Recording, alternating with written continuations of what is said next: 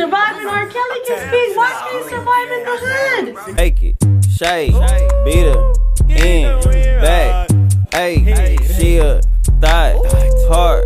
Hold on, bitch, what the fuck you mean? Okay, ride off caffeine. Instagram with the live stream. Stab it like your ass cream. Okay, we get up when we wild, you did. Potato head ass fried, you did. Ooh, it going down like a slide, you did. And your swag is denied, okay, we don't talk shit, nigga. Meet my ass outside, you did. In there. What's up, gang, to the gang, gang, gang? It's your girl, Randy Savage, back at it again with another video or whatever.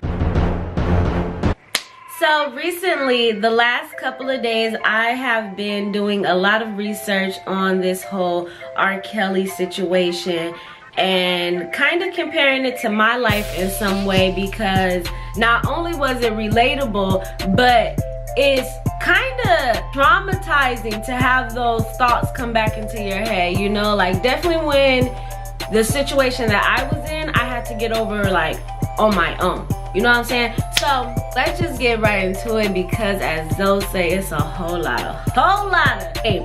So basically, I was looking up, and oh yeah, mind you, I am 24, so yes, I do know the history of R. Kelly, but let me update my little brothers and sisters I don't know.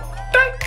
R. Kelly was messing with a minor before he was even famous. Bruh. When he was like 22, 21, something like that, and she was like 12, 14, and he would go up to the school and like go to the school dance, and like this one female, I guess, up on the series showed a video or a picture with him. I didn't really watch this series at all because I'm grown enough to know what the hell is going on. After the girl that he was messing with in high school, it was a case with Aaliyah and him getting married to her, and her being 15 at the time of them getting married. Bruh. Odd.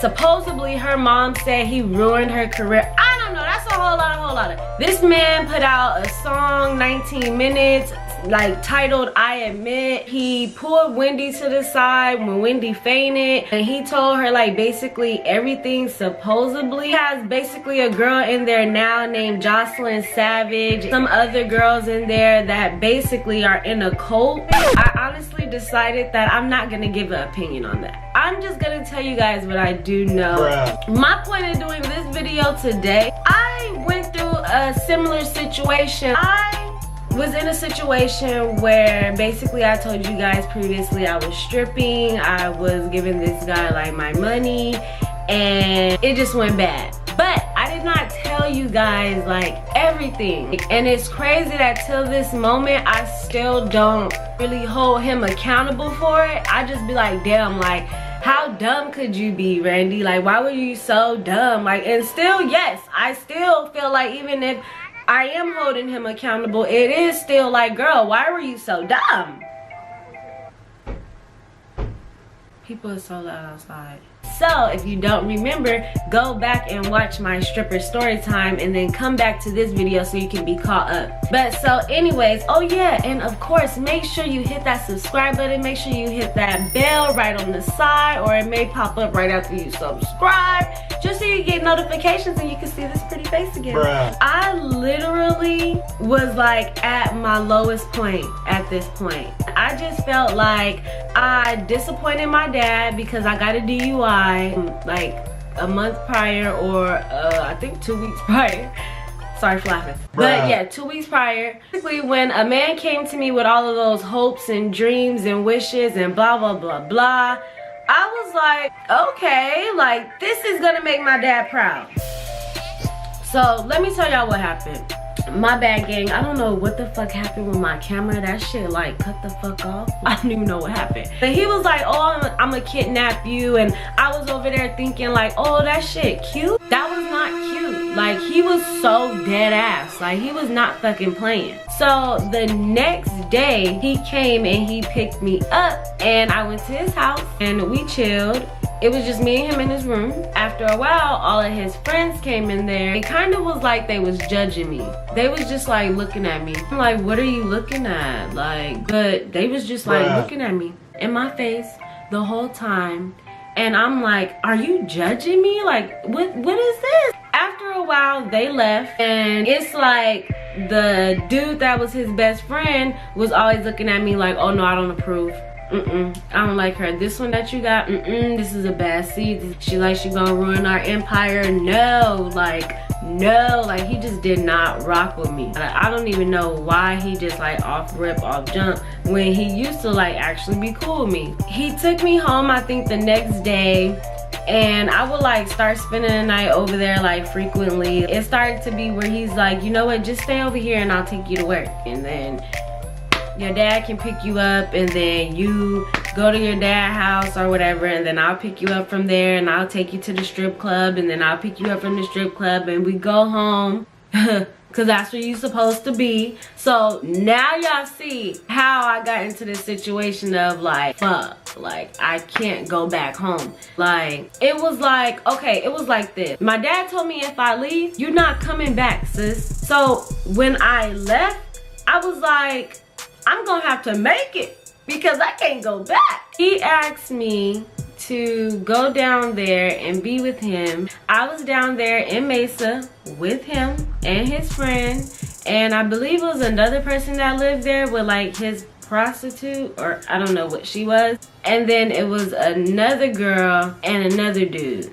We was all in the house. It was just chill. Like everybody was chilling, everybody was laid back, everybody was minding their business. This is my 50th time recording this video, so if this video does not go right, it won't be posted. Let's fast forward into the situation. So into the situation, me and the girl are cool, and then him and his best friend, you know, of course they cool, and it's just us four really mainly all the time. We just be driving around, getting dropped off at work, driving around, going to get some food, driving around, going home. Like that's all we did. Like literally, that's all we did. If we wasn't doing that, she was busting a date. I went with her one time to go bust a date and basically tricked the whole situation and played her, and it just all boiled down to these tricks are retarded and these bitches are stupid. So I played the situation because I was sober, and she had got like some and she used like some of my money. That pissed me off.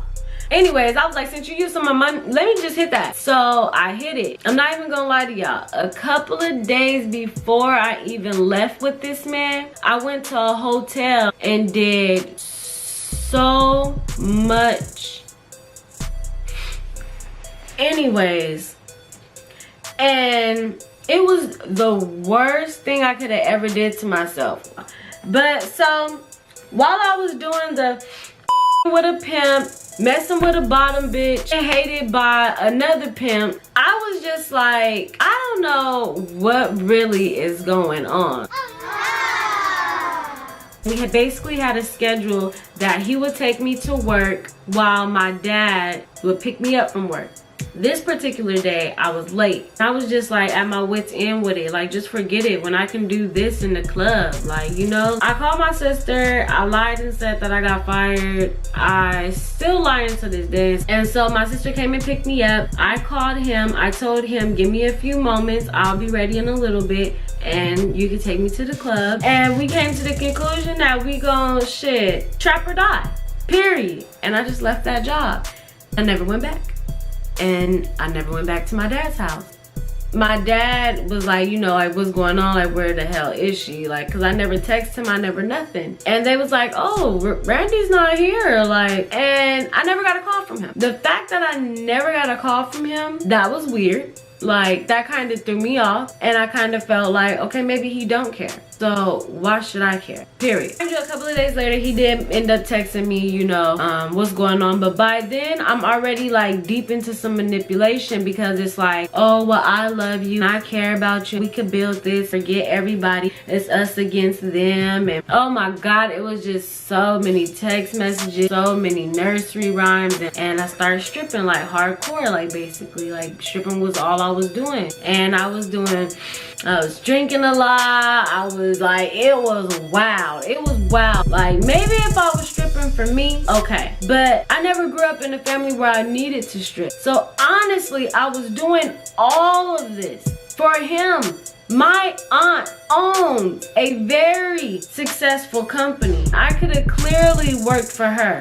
But instead, I was like, nah, I'm gonna go to the strip club because that's what he want me to do, period. So that's what I did. He started to tell me like a little like down the line, like you can't like look at people when we go around them. You gotta put your head down or look away. Me and the homegirl that was always dancing together was going to go get some food with him and his homeboy because it was always just like that. It was my dude, me, him, her, or her dude, her, my dude, me. Like wherever our dude was, we sat behind them in the seats. Like basically, like that's just how it was. And this particular day, we was at Wingstop, and he told me like, when you in the club, don't talk to no black dudes. Like don't talk to no black dudes with ring, none of that. And I'm thinking, okay, like he trying to put me up on game because, you know, they may be trying to pimp me or like try to play me. So I'm like, oh, okay, thank you, sis. But really, he just didn't want nobody knocking his bitch. Another time, he told me when we were pulling up to his friend's house, he told me, or it wasn't even his friend's house, it was actually, we was on the Hostro. And we was pulling up to this spot and he was like, hey, don't look at none of these people here. Don't talk to nobody here. Just don't look at nobody.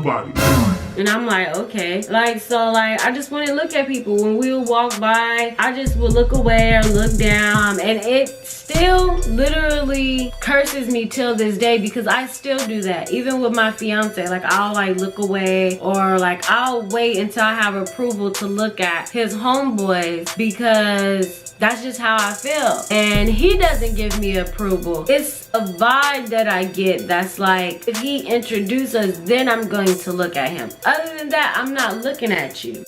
Y'all, I forgot to put this in the video, but one time we was at the strip club and this dude literally see me outside talking to a homeboy and ran up, snatched me up and went the fuck off. Like I was fucking terrified.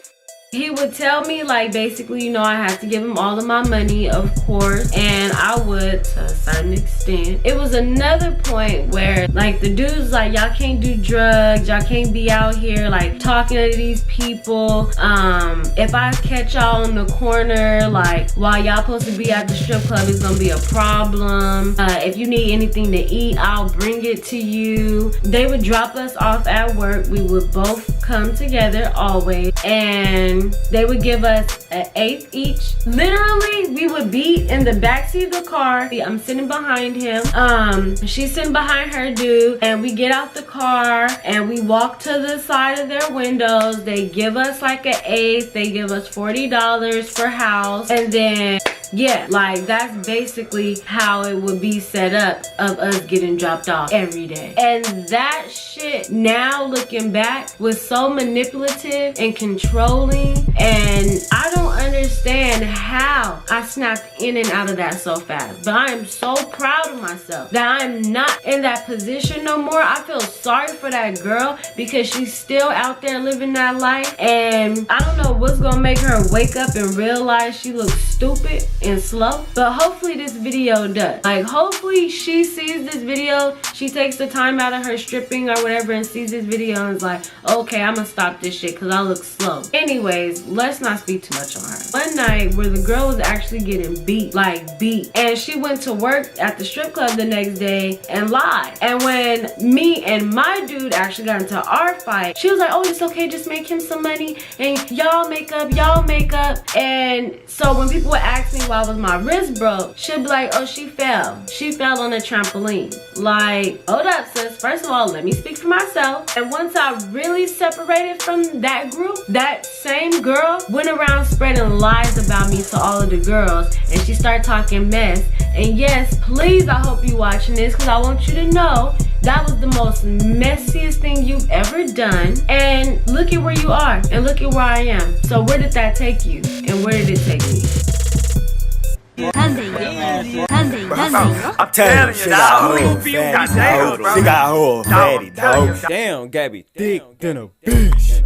Walk inside the spot and we wide than a bitch. Ain't no cute for shuffle, but we dancing in it, bitch. Niggas say they swaggin', but they swag do not exist. Baby in the water, but she not a fucking fish. Wait, get K, blueberry, make it shake.